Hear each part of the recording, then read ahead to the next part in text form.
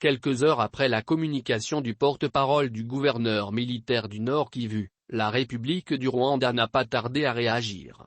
Dans un communiqué, le pays des 1000 communes réfute catégoriquement les accusations des FARDC, précisant que la force de défense du Rwanda, RDF, n'est aucunement impliquée dans les attaques du mouvement du 23 mars dans les localités de Tchanzu et Runyoni en territoire de Rutshuru.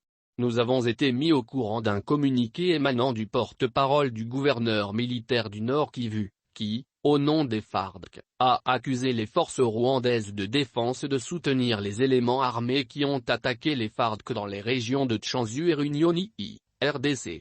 Nous voudrions réfuter catégoriquement les accusations sans fondement et déclarer que RDF n'est en aucun cas impliqué dans les activités bilatérales à travers la RDC, peut-on lire dans le communiqué. Lors d'une communication ce lundi, le porte-parole du gouverneur militaire du Nord Kivu a à haute voix accusé l'armée rwandaise d'être derrière les combattants du M23. Il a profité de l'occasion pour présenter 2 éléments du RDF à la presse de Goma, qui selon lui, ont été capturés le même jour par l'armée, lors de sa riposte. Mais selon Kigali, ces 2 éléments avaient déjà été mentionnés par les FARDC lors d'une réunion tenue à Kigali en février dernier. Le communiqué du porte-parole du gouverneur du Nord Kivu allègue que 2 individus prétendument membres des RDF, ont été capturés. Nous voudrions contester ces fausses allégations.